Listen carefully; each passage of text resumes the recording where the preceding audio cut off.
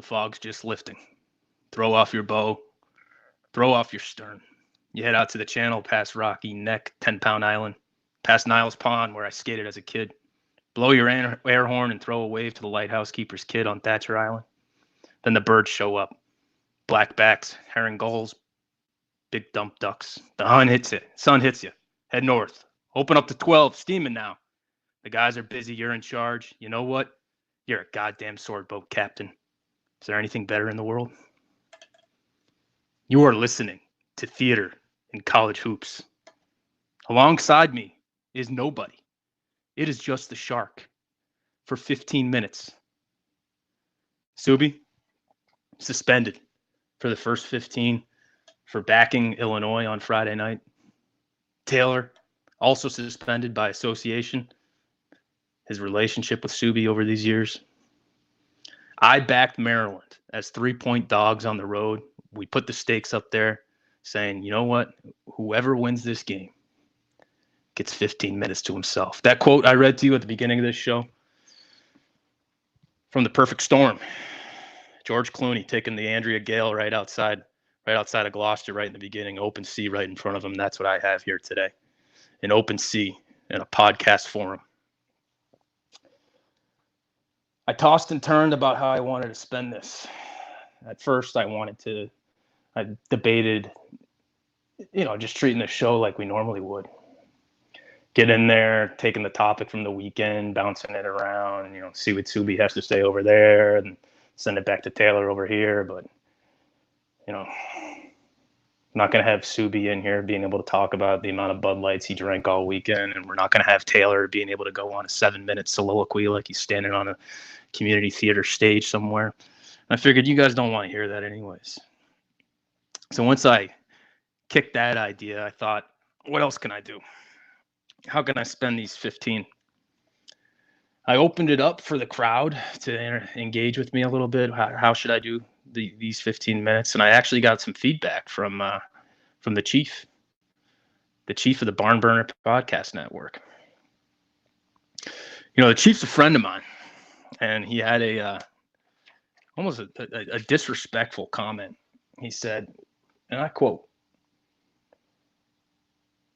"Why don't you talk about the time you were most wrong, or all the times that you were most wrong in 15 minutes?" Suggesting that there's a lot of times that I've been wrong in my life. Now, here's my issue with that. So, first of all, a little history for a lot of you Barn Burner guys. The reason this whole thing exists, that it's called the Barn Burner in the first place, I'd argue it's because of me. I lived in the same house as the chief back in 15 and 14. We lived in a house, we called it the Barn. And while we were living there for a while, the chief actually caught inspiration from an old a venture that I had, Sport Binge, a fire blog that captivated the Northeast back in 2011 to 2012.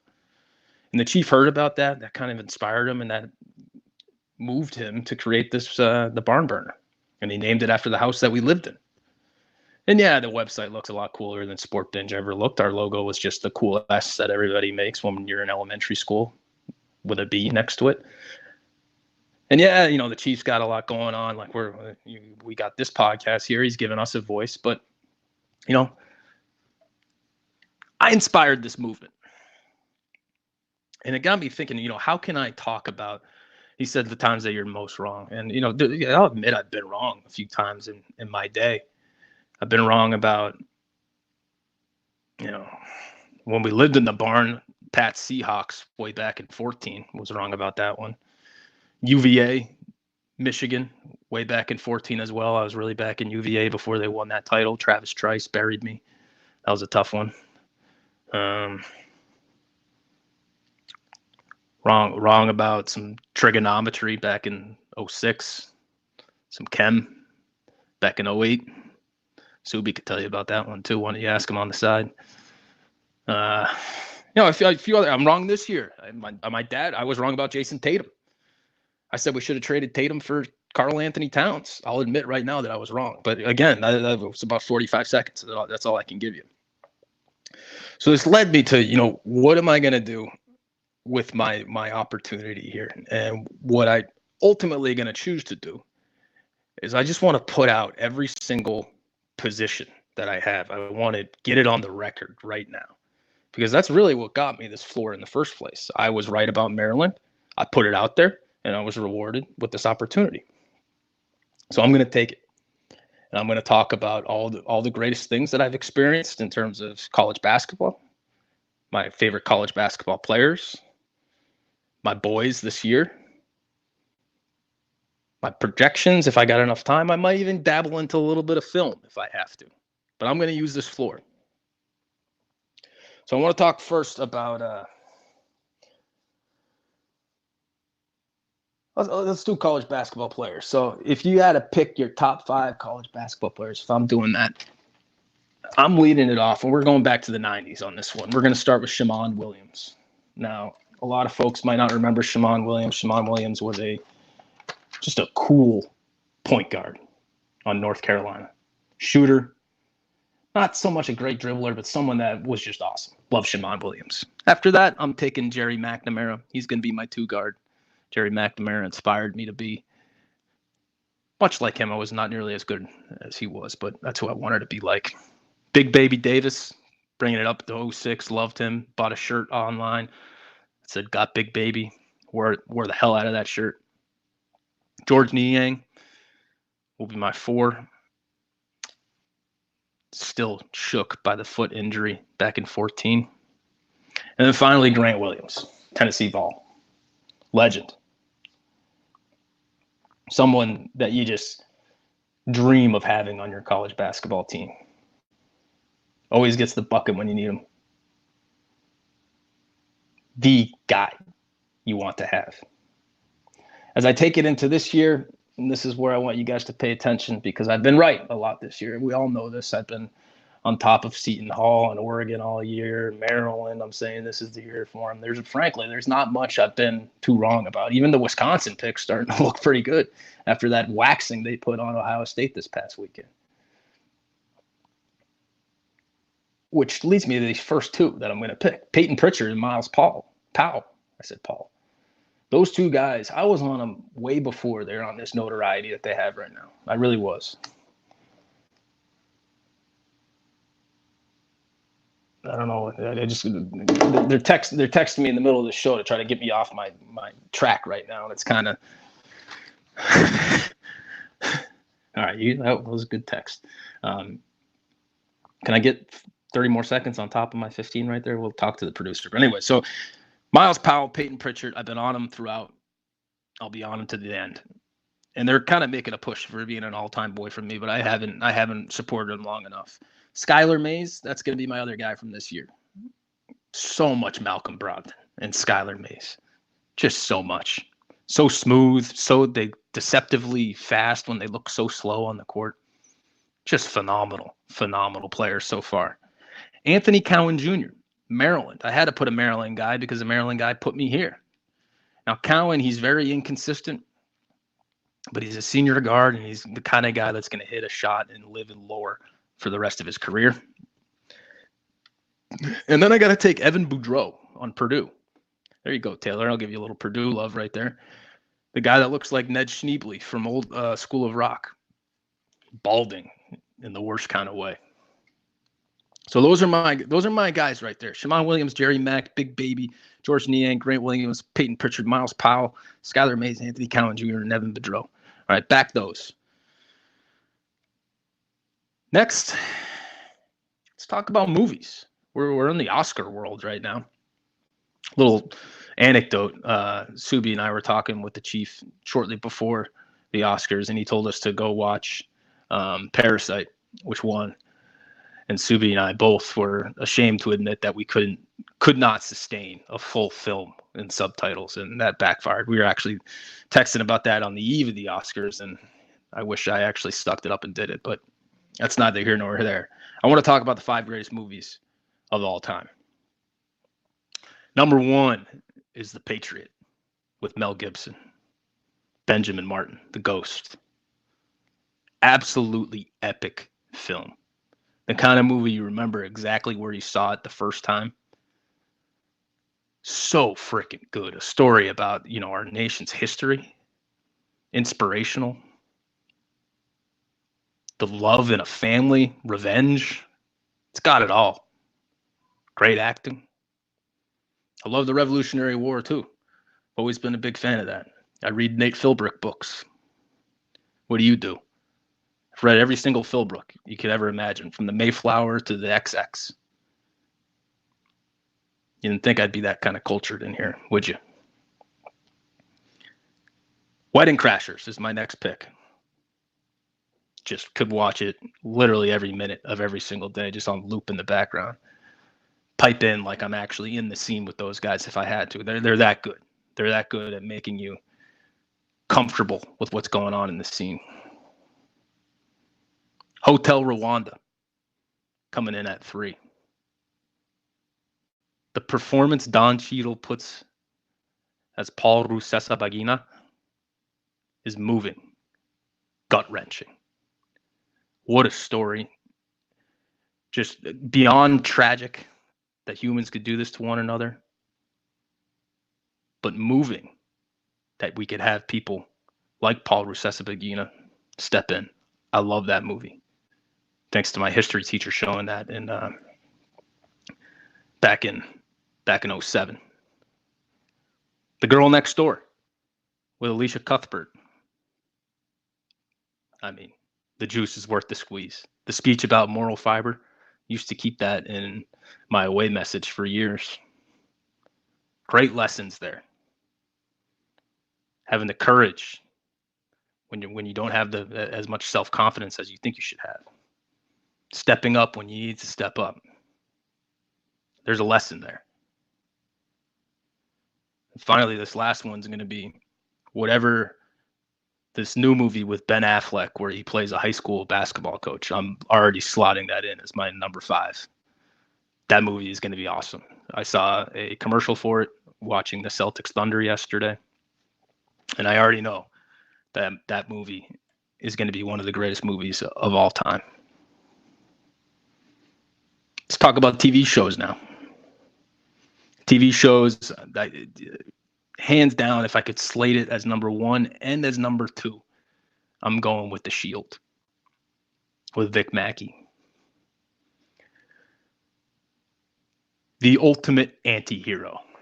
You know, we all have flaws. We all have scars. We all have bad traits.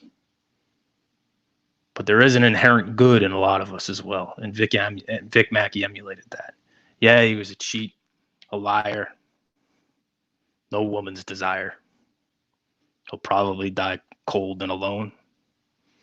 But just give him a chance, because deep down inside, I swear he's got a big heart of gold. Nice rhyme. Nice rhyme. That was quoting Dropkick Murphys as well as Mr. Deeds at the same time. So, you got to give me some props for that right there. After The Shield, I'm going to put in The Sopranos.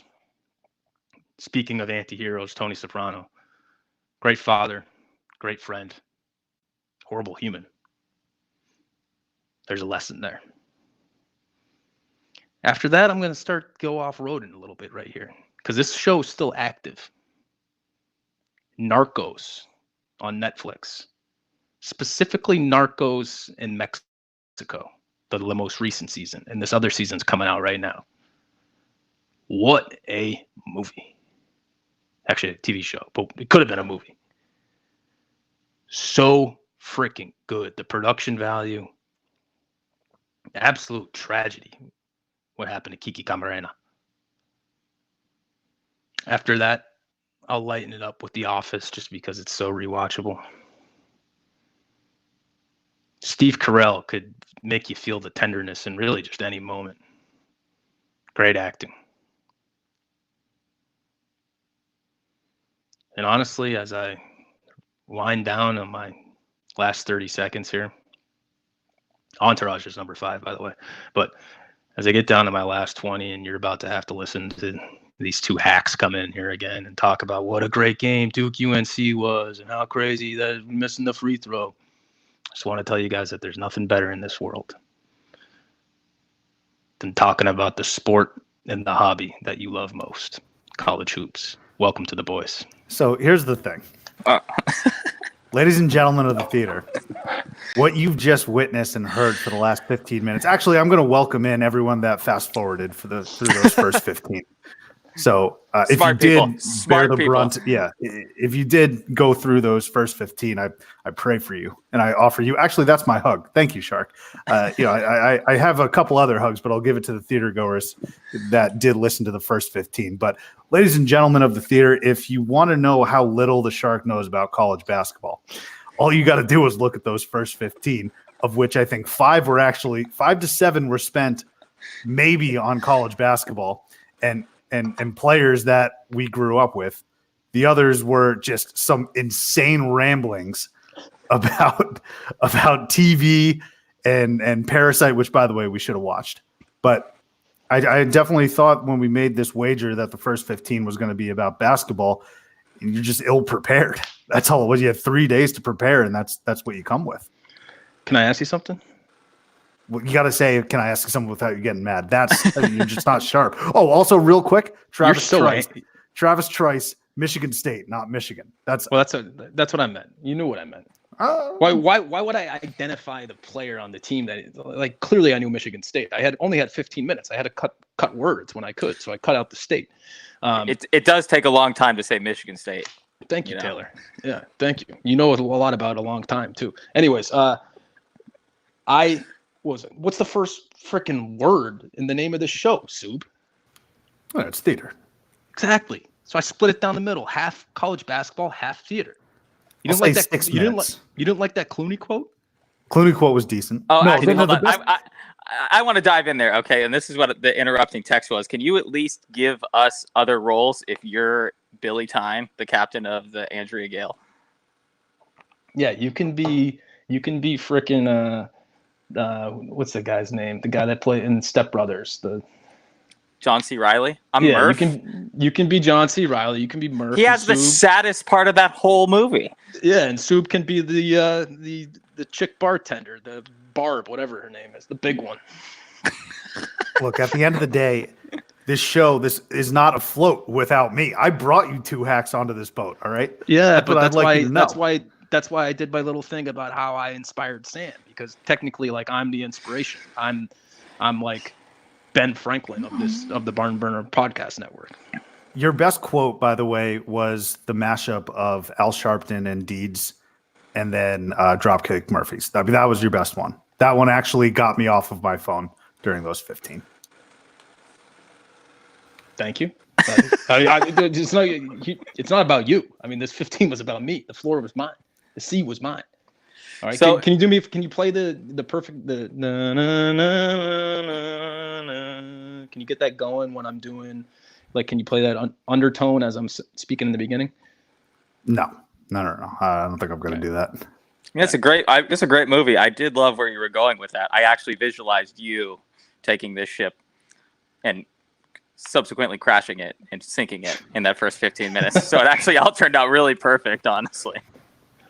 Good. All right, let's talk about the Duke UNC game now. I actually wanted to talk a little Oscars recap. Really? Of course. There was some great, like you had mentioned, got to see Parasite. And I'm glad you also referenced the fact that we are the exact type of person that director Bong Joon-ho, or is it Bong? I'm going to call him Director Bong, is referencing when he says, you guys are too stupid and you guys, Americans, just don't want to watch a movie with subtitles for 2 hours. That's me 100%. And I understand that I'm not as refined as someone else. So I'm glad you brought that up. Brie Larson, absolutely relentless. The way I look at her is she is Florida State. A lot of people don't pick them as the sexiest pick or number one, but they're consistently relentless here in the past few years. Elite 8 type talent. Eminem, Lose Yourself. I tweeted this, but this is a staple of Supermanian's high school pump up playlist. So I'm glad he was out there. And then Joaquin Phoenix waging war against Big Dairy. No more milk. Those were some of my highlights there from the Oscars. Taylor, did you watch? No, I did not watch the Oscars. Not a lick? I'm sorry, guys. No. I was actually working until 9:15, 9:30 last night. So I pretty much just skipped the Oscars. Would I have watched them if I wasn't working? Also no.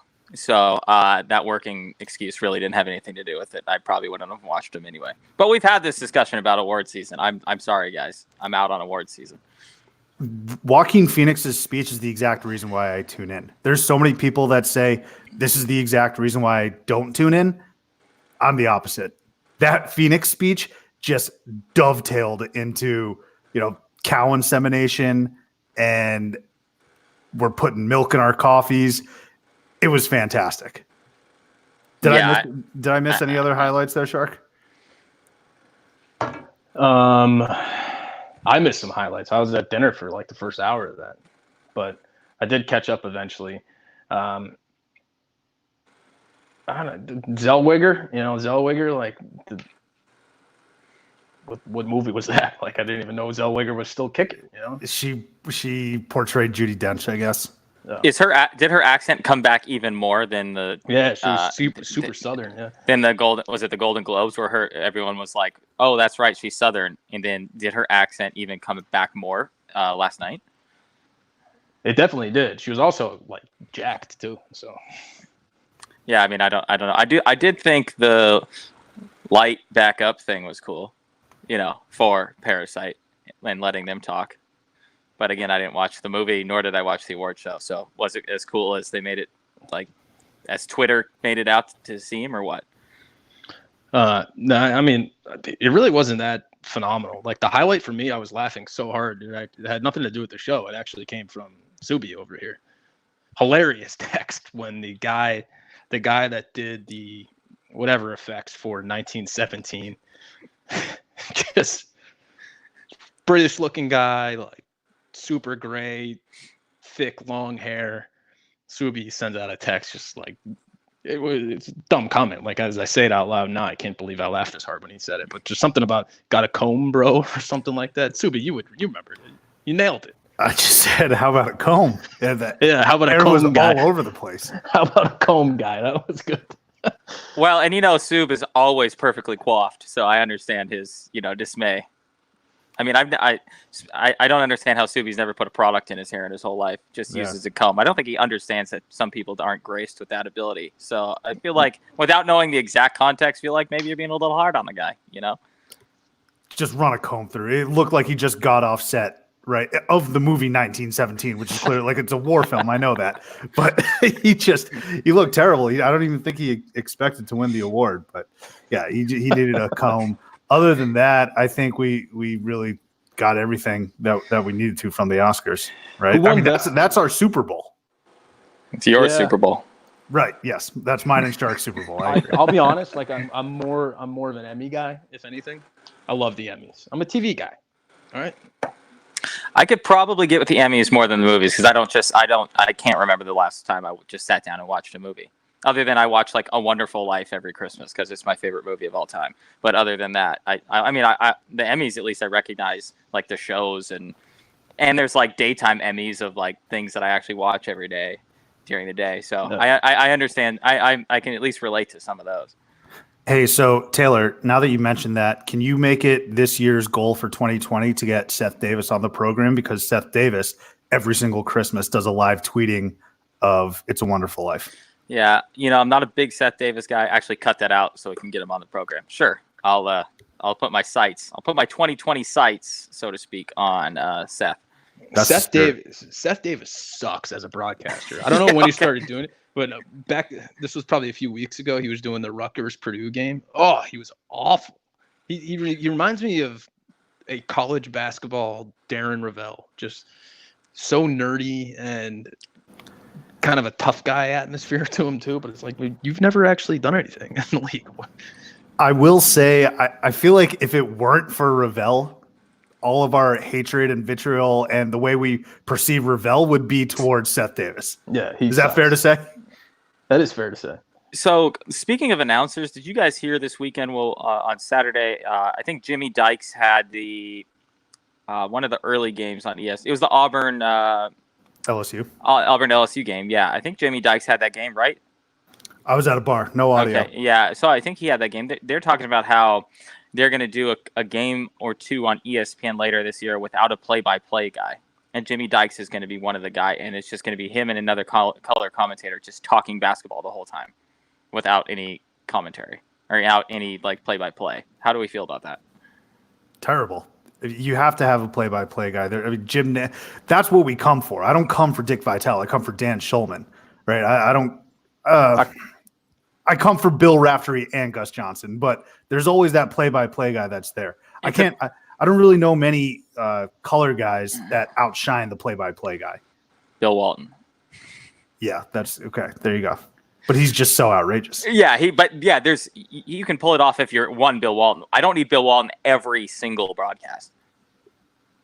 Right. So I mean, yeah, each good team, it's a peanut butter jelly situation. I don't just want like all the jelly without any other substance to it. Shark? I don't think you can ever lose the play-by-play. It's so crucial to the college basketball game. But if it is Jimmy Dykes and you want to throw in who does good SEC games? I'll try and find who are the other guy that's doing it.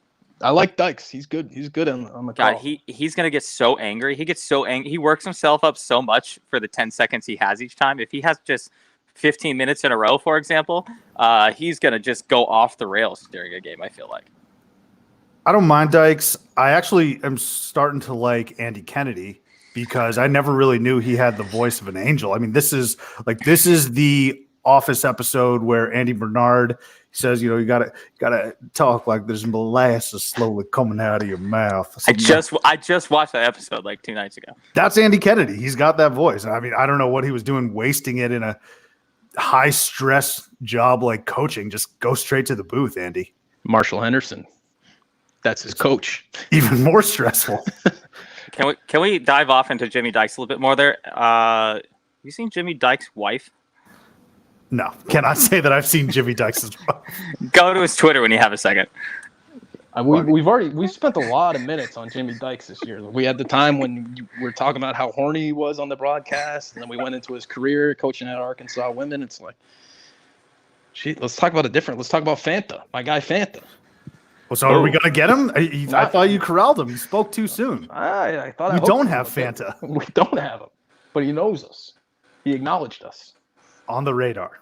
Oh, dude, that kid's voice, incredible. There really is so much Iron Eagle in John Fanta. Love it. How is it that the Big East produces the best media personalities? I feel like pipeline, absolute pipeline, isn't it? Well, you got a lot of that's the highest congregation of like people in the country. And they're just, I think it's the voice thing. They're just so raspy and angry all the time. Not angry like on the broadcast, but they all produce the right voices from being like cold and upset for a lot of the year. And then that just parlays into a real great on the air voice, I feel like. Is Iron Eagle's kid doing games yet? Because he's on the way up too. Last I heard from him, he was at Syracuse still, but that was a few years ago. I mean, it was insane. They cut to him doing a college broadcast. I think it was Syracuse, Louisville, and I thought it was Iron Eagle. Cut from the exact same cloth.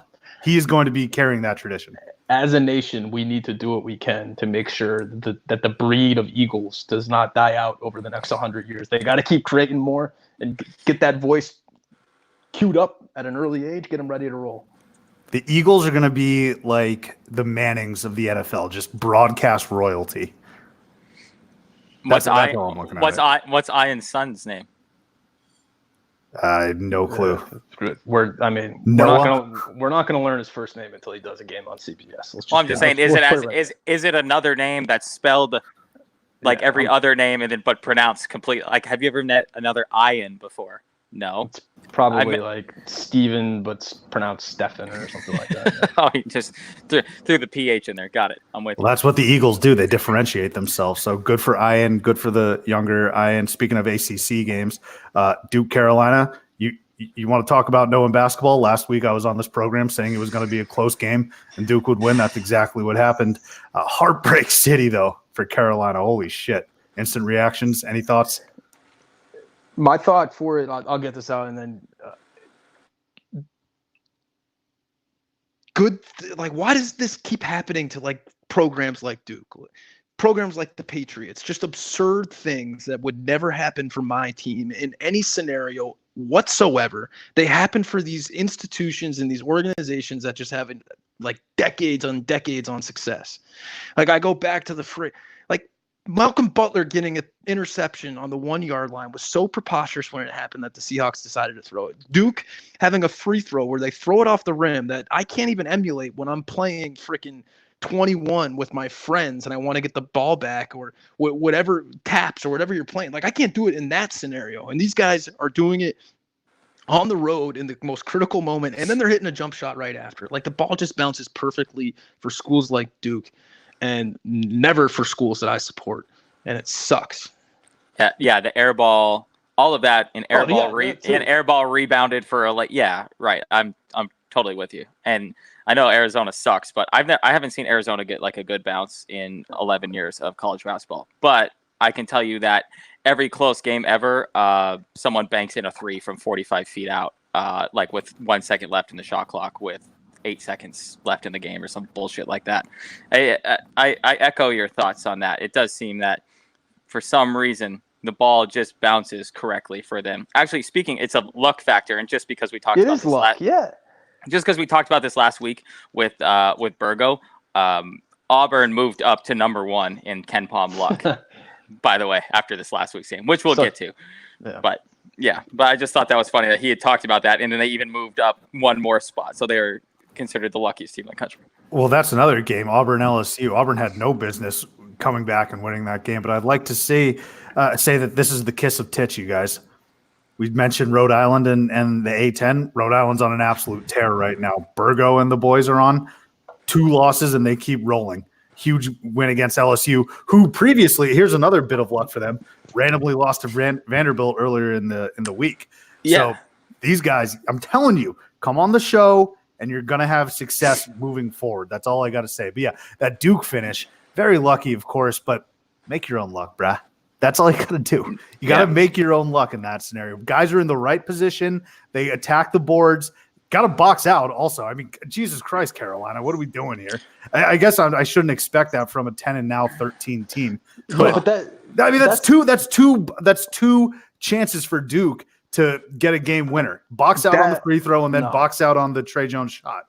That's their luck, though. The luck is the other team not doing the things that are so commonplace in college basketball. There's no way Trey Jones has ever trained up. You know what? I'm going to become a D1 player because of how I miss a free throw in a crucial moment like this. And I just know that North Carolina is not going to box out in this scenario. That piece is what the luck is. So I'm like, it is so frustrating that this keeps happening. But fuck, man. In Tennessee, I can't get over this game from last year when Carson Edwards wouldn't miss a shot and Ryan Klein. What's Ryan Klein doing right now? Selling insurance in Topeka? Yeah, but that's college basketball. Shark, that's college basketball. What's TJ Sorrentine up to these days? Ask a Syracuse fan. I don't think TJ Sorrentine hit 7 straight threes in a game in the second half. But it's not like college. Nobody ever shot. Nobody in the history of the game ever shot as well as he did in the second half. And it happened to be the only game I ever went to in a tournament. Right? Yeah, I mean, you are for sure cursed. Maybe your you are cursed. Yeah, maybe you are the bad luck. Between that and RG3's knee back in 12, like that, I got it all. So I think I know the answer to this question. I'm pretty sure it's Duke, North Carolina. But since we already brought it up, was the Duke, North Carolina ending probably just a little bit more preposterous than the Auburn LSU ending? Ending, and then because it happened in reverse essentially both times. Like Auburn came back from 6 down with 50 seconds left.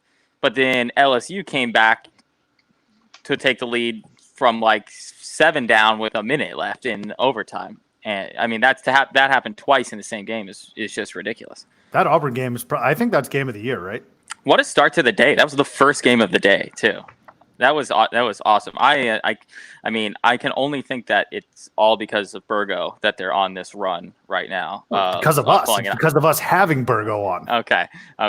Yeah, I mean that was ridiculous that floater went through with 0.1 seconds left. It was kind of the crowd. I actually expected to be a little louder at the end. It was almost like everyone was shocked that they came down the court and scored. It was almost like oh, yeah, we won. Holy shit. I'm blanking on the Auburn player's name, but he is so lucky and fortunate to have not touched that ball in goaltending interference. That would have been brutal. Was it Mickey? Wiley? Actually, I think it was Wiley because I gave Wiley. him how Yeah. vascular he was earlier in the year.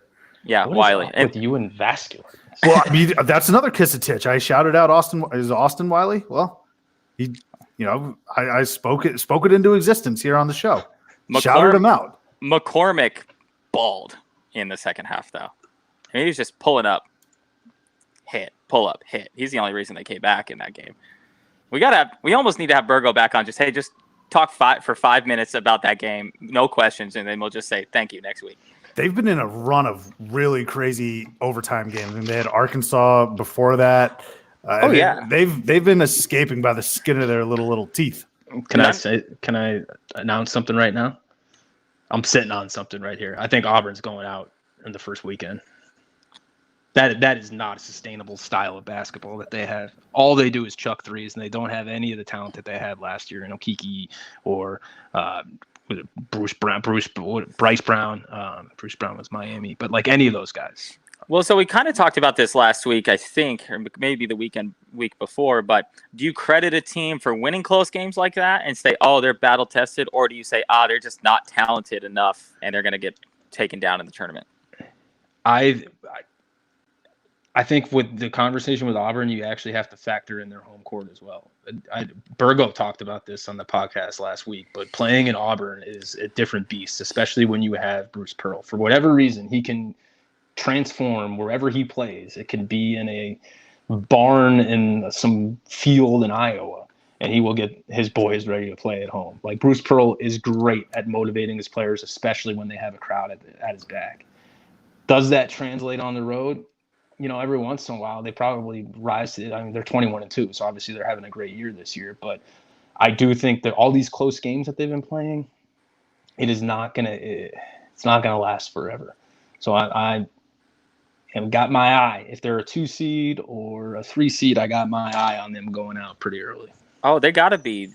They'll be on the 2 line, I think. Yeah, I think so. I mean, they're 21-2 with like a top 25 strength of schedule.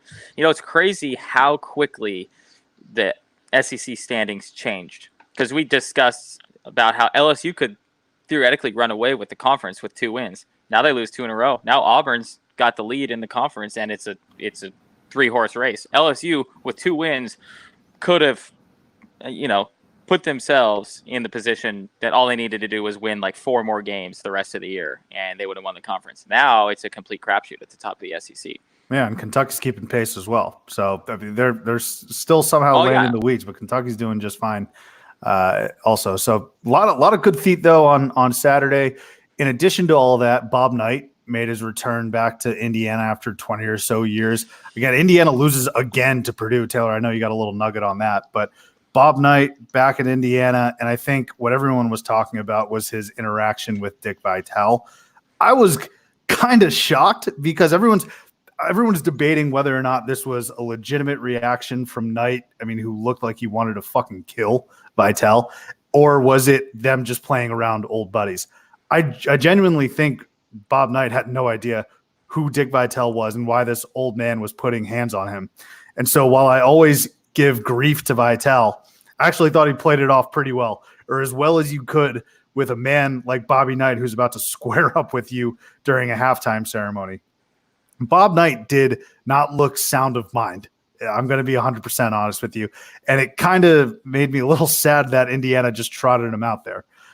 Who knows what exactly he was saying to the players down on the court level, but from my perspective, Bob Knight looked like he was just an angry, bitter old man, and at Dick Vitale, but he was also, he was getting the crowd pumped up. And I also thought it was pretty funny that in the same crowd there was Gene Katie, giving him some love. So I thought that was pretty neat. Maybe not funny is the right word, but I thought that was pretty cool. Bob Knight reactions though, coming back to Assembly Hall. Well, this has been actually a little bit in the works. I read into it a little bit. Bob Knight actually bought a house in Bloomington earlier this year. So I think he had finally come to terms with, I guess he went to an Illinois or an Indiana basketball game or a baseball game last year. And so there was a couple, I guess there were a lot of rumblings around campus that he was ready to come back. But But I did think it was pretty. The whole interaction was, yeah. I don't know if it was funny or whatever, but I will say this was my hug. But I do have another hug in the holster here. So Purdue has now won 9 of the last 10 games against Indiana. Yeah, And they're dangerous. Well, I just didn't realize that it had been. I know that Purdue had kind of had the upper hand the last 5 years or so. I didn't realize that they had won 9 of the last 10. You can't lose to your rival on Bobby Knight night at home. I don't know. I mean, I guess I don't know what. Obviously, Archie Miller's like my boy, or former boy, but I don't know what the future of Indiana holds because Purdue's just dominating them at this point. And that game wasn't even close on Saturday. Well, yeah, I mean it was a 12-point game, but it never felt like right. Yeah, Purdue had the control. So yeah, I don't know what the future of Indiana holds, but it's not. I was texting friend of the program, Jonas, big Purdue Boilermaker, and he's like, yeah, we're just used to beating them now at this point. I mean, it's just ingrained, really. Shark, you got any thoughts on Bob Knight? Yeah, so I kind of had I didn't think it was embarrassing or anything like that. I thought it was kind of cool, at least for him. He may not be all the way there, but he spent his whole life building that program into something and being known for the face of that program, and to kind of be on the back nine, and he gets to go back and get a warm reception from the place that he built his life. I think that's kind of cool, and he's obviously a polarizing figure. Depending on who you want to ask, he's a tremendous asshole. I always go back to one of Logue. I don't know if he's listening right now, but his dad was a manager at IU when Bobby Knight coached there. And the stories, he probably had to sign a non-disclosure, but Logue broke that one right there. We got some good ones. I'm not going to say him here, but why? Bob Knight. Why are you not going to say him here? Because I'm respecting privacy. It's not my story to tell. Can we get Logue on then to discuss it? Because I want to hear this story. The theater goers want to hear. I think we definitely could. All right. Yeah, that guy. He talks to anyone. So let's get fucking Logue on then. All right. Next, maybe not the next episode because we actually, speaking of the Big Ten, got super fan Chris Alphin coming onto the program. But week after, can we grease elbows with Logue? Yeah, the guy's not doing anything. Yeah, get him on here. Where do you rank? But since we had multiple rivalries talked about in a row, where do you rank Indiana Purdue as a rivalry? Top 10 in college basketball? Maybe, yeah, sure. I mean, it is Indiana. I mean, it's a state known for basketball, obviously. So, I guess you could put them top 10. Yeah, but I feel like they're top 10, but they're never really great at the same time together. I feel like either Purdue's really good or Indiana's really good, and it's been more so Purdue than it has Indiana recently. I'm glad you said that, Subramanian. They've only played 3 matchups in the last 20 years where both teams were ranked. Does that work for you, Shark? Is that enough knowing basketball? You need another 15? Do you want to get into a competition about who knows more basketball? I'd love to do a contest. I mean, it's not about just displaying my knowledge or anything like that. I use the 15. I felt the way I should. More power to you, Shark. More power to you. We'll all get our 15 one day, I'm sure. So I don't know if we will. No, the ironic thing is, like, I got the 15 because I knew more basketball than you. You had 3 points. You were at home. Hold on. I wasn't even a part of that bet, first off. So don't call me out on that. Taylor, you're only guilty because of who you associate yourself with. All right, hang with a better crowd. Don't hang with this guy. This is what the Shark preaches. He preaches instant gratification. Meanwhile, I'm out here with the long run. Underwood's going to be Big Ten Coach of the Year. I said Michigan State's not a national title contending team. Taylor, you said that as well. They're unranked. They're only the second team to be completely unranked after starting preseason number 1. We're in it for the long haul. The Shark, he's got these instant gratifications. Yeah, the Seton Hall's an instant gratification. I bought low on that. We all picked Seton Hall to win the conference. I don't understand how you bought low. Entering the Big East, they were a favorite. This is like you guys are thinking small. You're thinking Big East. I'm thinking freaking titles over here. I'm thinking Final Four. All right, like I am all in on Seton Hall to win it all. when let's actually talk about this, because they released the committee released the bracket, what it would look like right now. It was literally like the guys that are picking the bracket, they went into my brain as I was sleeping and said, you know what would be the ultimate board for the Sharks just to get all those teams to the Final Four? Let's pick and choose. Let's pluck them. Let's put Seton Hall on Louisville's side so they can take them down early. Let's put Oregon over here against Gonzaga. It was perfect. It was everything I could ever want. If that's the bracket for me, I mean, I'm flying out to Vegas. I'm gonna try to pick every single bracket. I'm with Warren Buffett. I'm coming for that billion. Yeah, I mean, it's gonna be the exact same. Like, history has shown us that February brackets are the exact same as March. I was going to say, even just 24 hours, 8 hours after this bracket was released, at least 3 of those teams would have fallen out of the top 4 seeds. Yeah, no. Like Oregon loses, Michigan State's not even ranked, Villanova loses, Butler loses. They're all falling out of well, you probably would have kept Villanova in there, but at least 3 of those teams would have fallen out of that top 16, just like literally within hours of that being released. So those teams had some disappointing results, Taylor, and I'm going to let you go on a diatribe right now because I think all of us have our thoughts on Arizona. They arguably have the most disappointing loss of the day. They are playing a terrible UCLA team that's rebuilding. UCLA comes into McHale Center and whoops their ass. I'll give you the floor. Yeah, I think I tweeted this. I think this is probably the least confidence I've ever had in an Arizona basketball team, or an Arizona basketball team that was supposed to be good. Because there's been some bad teams over the years. You don't have any confidence in them. It's just they, for some reason, can't put it together at home or on the road. They lost to UCLA, and it's the same exact problem every single game. And Subi, you probably agree with this exactly. This team cannot play basketball from the 8-minute mark to the 4-minute mark of the second half. Cannot play basketball. I bet you have the cumulative 12 points for the entire year in that stretch. And although UCLA started to go on a run before that, that's where the run really was cemented, was in that stretch. Same thing happened with USC on Thursday night. Arizona's up 20. I texted it, so I'll take the jinx on this. I said, this is one of the top 3 games Arizona's played this year. And Subi agreed with me. And from that point on, Arizona didn't have another bucket for the last 8 minutes and 40 seconds of the game at home.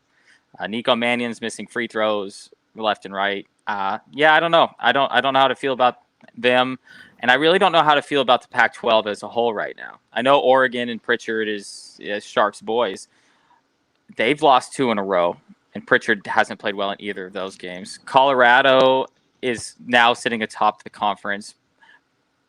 But I don't see, if Colorado wins the conference, that's great. But I don't see them as like a second. I don't even necessarily see them as a second weekend team. I think Sweet 16 is their absolute ceiling.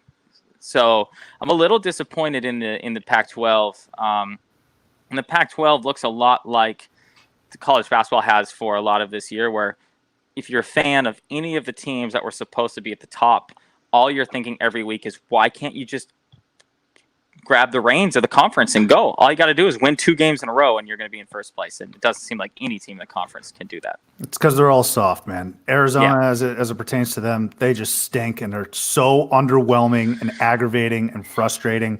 After the Oregon State loss, I had said, look, I'm not ready to declare yes or no if Sean Miller should be fired. But the fact that these discussions are still taboo to a small faction of fans, the fact that he's beyond reproach of even having the discussion is outrageous. I mean, what's the worst that's going to happen? We don't lose to Buffalo in the first round with the best player in college basketball. These questions, I think, are completely fair. And I'm sure other college basketball fan bases have these individuals, but it is completely maddening to me how there are people out there that keep saying, like, oh, what's up with all these fans and their doomsday reactions? We fucking stink. Like, this was supposed to be a good team. They were preseason ranked. I can completely excuse the losses to Baylor, Gonzaga, right? I can excuse some, like 1 or 2 conference loss. I can excuse the Oregon loss for sure. UCLA at home, inexcusable, right? St. John's basically in your backyard in San Jose, Oakland, I forget where it was, inexcusable. They have so many bad losses already. And what's their best win? Is it Illinois? Is it Colorado? Right? Yeah. And one of those two teams. And so they get Oregon at home. The chances are running low now for their best win. And I cannot stand fans that blindly are still going to bat for Sean Miller and saying that people need to relax. The team deserves better. The fans deserve better. I will say that even though the only shining light for Arizona fans or any of the Pac-12 fans is it's the same reason that we are all upset. All Arizona has to do is beat Oregon, and they probably win the conference. Same with Oregon. All they have to do is beat Arizona, and they'll probably win the conference. I mean, each of these teams is still surprisingly in charge of their own destiny, and it's only because we've gotten this like circle of suck in the conference where that everybody is sucked at the same time. And like, so even Oregon, you say, yeah, okay, well, who knows? Oregon's right there. Well, they play Colorado as their next game, but they've lost 2 in a row, to Oregon State as well. And Stanford is not that bad of a loss because Stanford's kind of an underrated, okay team, but it's not like there's any reason that they can go out and be like, oh, well, we're so much better than everybody. We're just going to win all the big games in the conference. But they've got a point guard that's played in a Final Four. They've got Dana Altman who takes a team to a Final Four. And I'm going to bring the Shark in here in a second, but it's insane to me that we as Arizona fans are now being like we're scraping for Pac-12 titles. We're scraping for 6-5 seeds in the tournament. This should be a team that perennially looks for Elite 8 Final Fours, and that's not even close to what I'm thinking for Arizona this year. Shark, I know you had some thoughts on Sean Miller on Saturday as well. I'm kind of surprised that I was expecting you to be those blind backers that you're critiquing right now, Sue, but it's refreshing to see you take an attack on Sean Miller because you look at this guy's resume. He's been coaching at Arizona for 11 years. And in that time, he's been to the Elite 8 a couple times, and it was early on in his career. And outside of that, he's never been to a Final Four.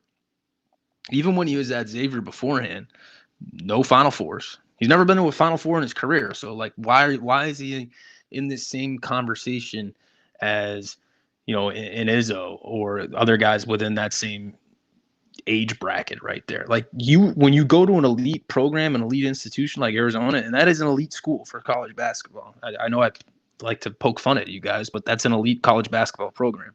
It should be expected you're going to the Final Four.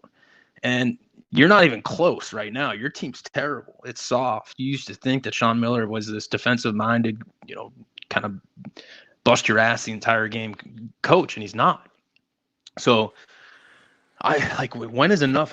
When are you going to try to think about who's going to get you that next level?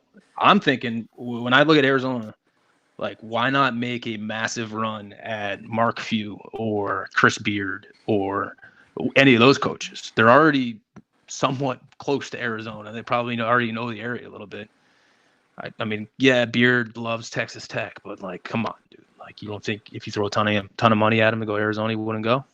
Oh, yeah, you could pull him from Texas Tech. I don't think that would be that big of a deal, right? You don't think Mark Few is like, all right, I kind of no, we've gone through the Mark Few because he was a candidate the first time around. I get it, that was 10 years ago, but the Gonzaga has turned their program into that they could match whatever. So Greg Marshall. I don't know. I'd like Chris Beard. I'd be fine with that. I mean, don't get me wrong. I am actually still a Sean Miller supporter, so I'm still in that faction. I'm not a blind supporter now at this point, but I'm still in support of Sean Miller. Here's the problem, though, with replacing a Sean Miller.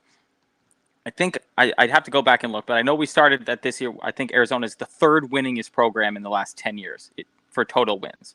And the tournament success is, as we've discussed before, I think we would all trade, obviously, being there every year for like 2 national titles, right? Just give me the parades and we're good. The New York Giants approach on life, right? Or the UConn approach. The UConn approach. But the problem is convincing a fan base to pony up to buy out a guy that's won more college basketball games than almost every other coach in the country. And I'm not saying that's wrong or right. I'm saying it's going to be damn near impossible to do that because of one factor, and that factor is the Lute Olson factor. The Lute Olson factor is that if you look at their careers and how they started, Lute Olson was known as a tournament choker for the first 12 years of his Arizona basketball career for the most part. They made it to 2 Final Fours in there, so don't get me wrong, but they also lost to 2 15 seeds in there. They lost to a 14 seed. They lost to Steve Nash's Santa Clara team. And so the the majority of Arizona's fan base, just like a lot of college basketball, but especially, Tucson is kind of an older town.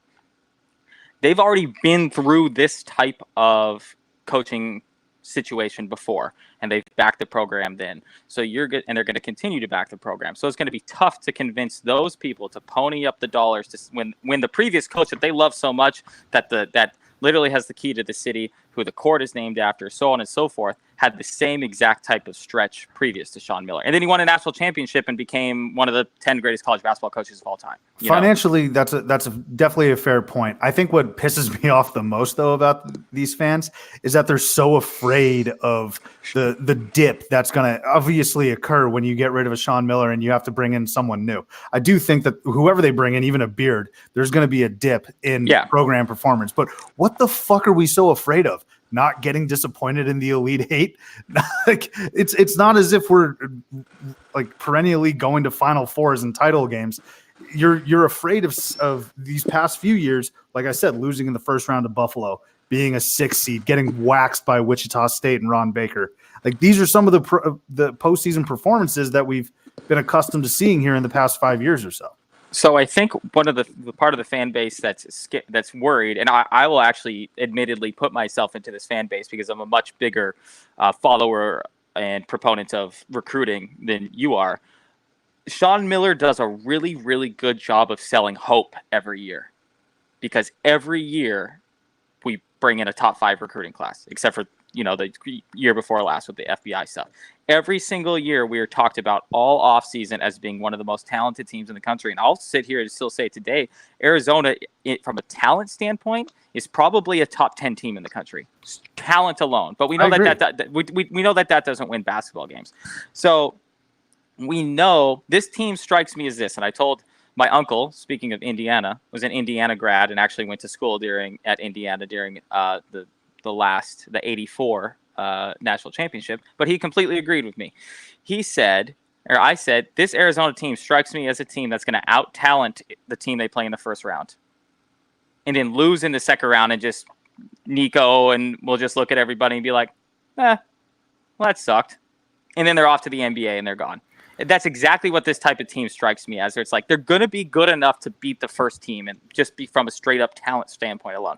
But that second team, when they have to play like a Colorado type of team, that type of team is going to be like a 10 seed in the tournament, right? And they'll lose to that team and they'll be like, oh, all right. And then we're going to have another full year of offseason of there's going to be people who want to fire Sean Miller. That's not going to happen. They're going to bring in a top 5 recruiting class. Then we're going to be like, oh, well, this Arizona team is talented. Rinse, repeat until it ends. It's going to be whenever that may be, whether it's reaching the Final Four or Sean leaving. It's going to be that type of rinse, repeat situation over and over. Before you dive in, and Shark, maybe you're kind of the neutral third party here. Can you give me if this is a good comp or not for Sean Miller as it relates to pro basketball? Sean Miller is in a lot of ways Jerry Sloan, I think. Gets there every year because the Utah Jazz had like the longest streak of playoffs makes in a row or something crazy like that. Never, obviously they went to 2 finals, but I never really won anything. He has some of the most wins of all time. They made it there every year, but they fired him essentially because he wasn't getting any further in the playoffs. Or you could even go Marty Schottenheimer if you wanted to go back to Chargers days. All the talent in the world, second round exits in the playoffs every year. So that's a good point. And I think I didn't know about Lute Olson's history there. I appreciate you shedding that insight on me. I learned a little bit about that. One thing I think Subi's neglecting here that you're hitting the point on, Taylor, is you don't know what it's like for your program to just be absolutely gutted. You don't know what it's like for it to be a Saturday and nobody's at your game and nobody cares. And that's the thing that Sean Miller can bring each and every year, even when you have the scandal that was going on last year. Like, you're always going to be talented enough and your conference is never going to be good enough where you're going to be irrelevant. You're always going to be relevant. And there's something to that, having entertainment that you can block off if you live in Tucson from November until March. The whole city can rally around that team. The risk of getting rid of that, something consistent for over a decade, is you bring in someone that completely it bottoms out under. And that's when you're getting into this conversation that I think, Taylor, you're addressing. That's the thing with Jerry Sloan was, there's something about knowing what you're going to have each year, and then maybe you can break through and catch magic. Yeah, the only issue I have is that the bar is if that's the bar for Arizona, because Shark, you're saying that Arizona is an elite program, they should be expecting Final Fours. If the bar is to be entertained and have McKale Center filled up every Saturday, if that's it, I'm not here for it. I cannot support that. That's not what an Arizona fan should be wondering or striving for in terms of college basketball success on a year-to-year basis. To your point about Jerry Sloan, I think that's pretty good, but I would also, just to play devil's advocate, Jerry Sloan ran into the greatest basketball player of all time, in Michael Jordan, every single year. Yeah. And then Marty Schottenheimer had to deal with Tom Brady in the AFC. Like, I get what you're saying, but there's no equivalent to that in terms of what Sean Miller has had to run into. There's never going to be a perfect analogy for this, but just right. But I mean, that's the point that I'm making is in these pros, like there's so many people that Patrick Ewing, so many people in the Eastern Conference that don't have rings because of Michael Jordan. Right.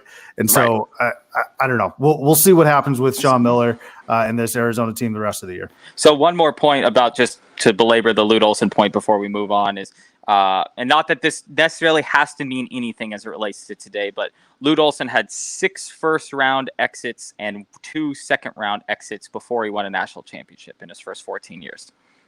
So that's pretty crazy if you consider that he's one of the winningest basketball coaches of all time, Hall of Famer, arguably one of the 10 best coaches of all time. That it was tough for him. And that's always been Arizona's MO. It's kind of crazy how we talk about all the time. Programs are, or teams somehow are, as they are over and over and over again. I actually relate the Packers a lot to the Arizona Wildcats. It's like, how have you guys had 2 Hall of Fame quarterbacks and won 2 Super Bowls in 30 years? How do you go from Lute Olson to Sean Miller and have 1 national championship in 30 years? I kind of relate them a lot, but that's just because I'm a fan of both. So if it works out for Sean, you could say Andy Reid. Andy Reid wouldn't be a bad one to look at. That's not bad. Yeah. Except we had our Patrick Mahomes and we lost to fucking Buffalo in the first round. So.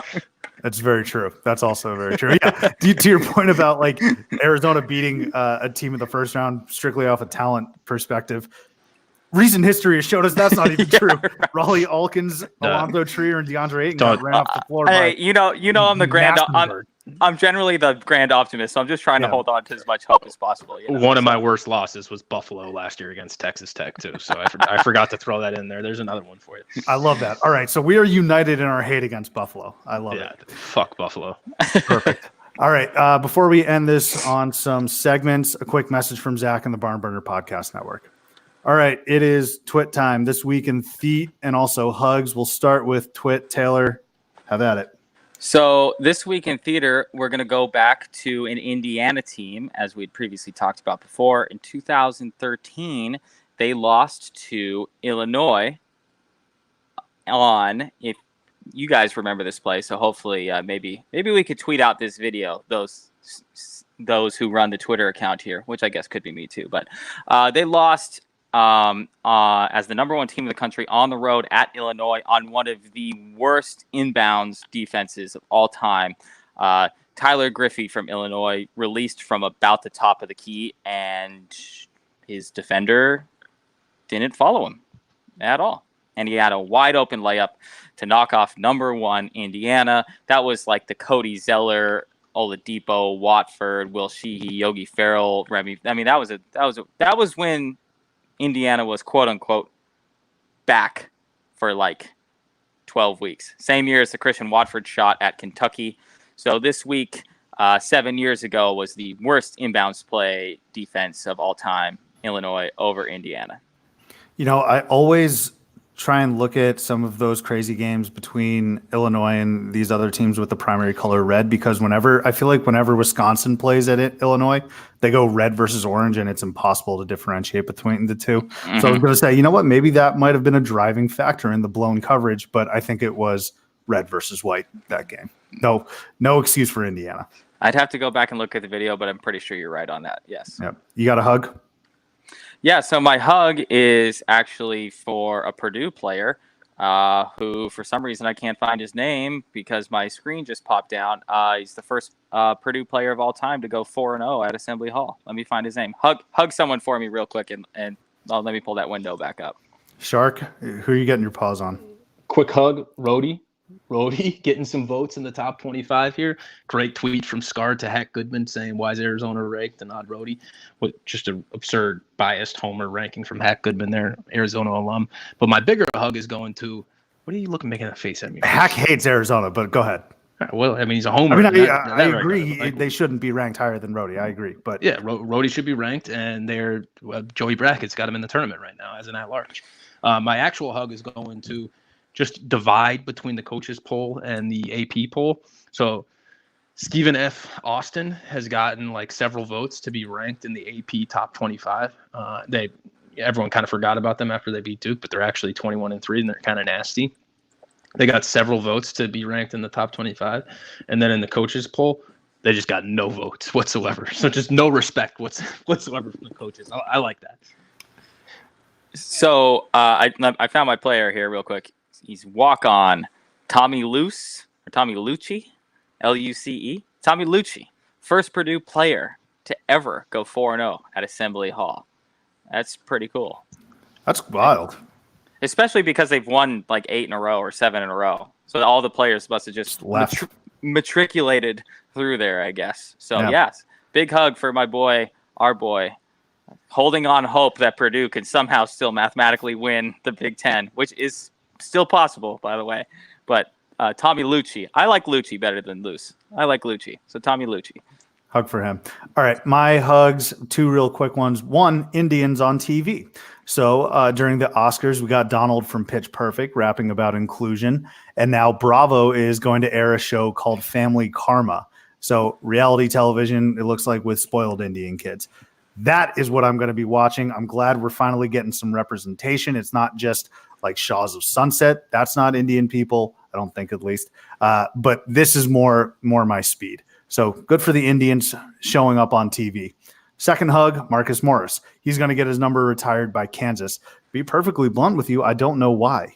I was looking at the track record at Kansas, historically great college basketball program, but Marcus Morris's number is going to get lifted to the rafters. And I think everyone's initial reaction was, well, what about Markieff? Now, the easy response to that is, well, Marcus is clearly better than Markieff. I think we've seen that over their tenures here in the NBA and also in college. But they do everything together, like tattoos together, play together, like everything is together. So I can't imagine Markieff is taking this all too well. And then just as an additional nugget, did you guys know that both Marcus and Markieff have 2 other brothers as well? I honestly thought it was just those 2. Thought it was just the twins. But they have Blake and Dante, I believe, are the names. Not sure, but there's 2 other Morris brothers. Wow. No, I did not do that. I do know that I have an inside source here in Scottsdale, someone who knows the Morris twins well. Let's just leave it at that. That they are some of the worst money managers of indie basketball players of all time. I remember I heard on good authority that they had $140,000 in their joint bank account that they have, and they spent $130 of that on vacation, not knowing where the rest was going to come from because the NBA season was over and they weren't going to get a paycheck for the rest of the summer because that's how their joint contract laid out. So that's what I know about the Morris twins, and I don't really understand. I think there's a huge deal nowadays where we're just retiring anybody's shit for like no reason. I don't know why. It's maybe because we're like everyone's a soft millennial or whatever now. I just don't know why. Nobody's going to be offended if Marcus Morris doesn't get his number retired. I don't even think Marcus Morris was expecting to get his number retired, to be honest. No, he probably thought it was a prank call or something. That's a low threshold. BC just retired Troy Bell, and Troy Bell's the second all-time leading scorer in the Big East, and it took him like over a decade to do it. What a season in college hoops where BC has a higher bar in terms of whether or not your number is going to get retired over Kansas. I know we're at the end of the show here, and also don't sleep on Texas tonight. But anyway, second time in a row, we're not sleeping on Texas. I'm actually pleased. Do not go to sleep on Texas tonight. I think it's happening. BC is somehow going to retain Jim Christian because he's won a bunch of games on the road in the ACC. Putting aside the fact that it's like the worst year the ACC's had in almost 2 decades, but this guy's going to somehow keep his job, and we're going to keep running it back. Yeah, I suppose we could have Jim Christian as our coach, Taylor. Yeah, that's the thing that's what makes me scared. Is I'm not scared at the top. I'm scared at the bottom. I think I found out. Do we know why? I think I know why Marcus is getting his number retired this year, though. No, I think this is his 10th season in the NBA, and I bet you Kansas has some kind of thing where if you go to school there and you spend 10 years in the NBA, that you get like Arizona has their Ring of Honor. Yeah, but that's a Ring of Honor. You get your jersey retired for that? I'm guessing it's not a coincidence that he's had it's his 10th year in the NBA. Career. I agree, but like, does that mean Joel Embiid is for sure? I mean, Joel Embiid has to for sure have it retired here coming up shortly on his 10. So Good rebuttal. You looked it up, Shark. Can you tell me what Marcus Morris averaged in his 3 years in points per game in his 3 years at Kansas? 9.7. Markieff was better. Yeah, Markieff was better. Yeah, 12.6 points a game. They're retiring at one of the 3 best most historic basketball schools in the country. They're retiring a guy's number who scored 12.6 points a game over his career. What a week for Markieff Morris or Marcus Morris, man. He goes from the awful Knicks to the Clippers. And now he's getting his jersey retired. Good for him. Yeah, both for no reason, really. For nothing. Serious hug for the Morris brothers. All right. Well, thank you again for listening. We will see you next time here on Theater and College Hoops.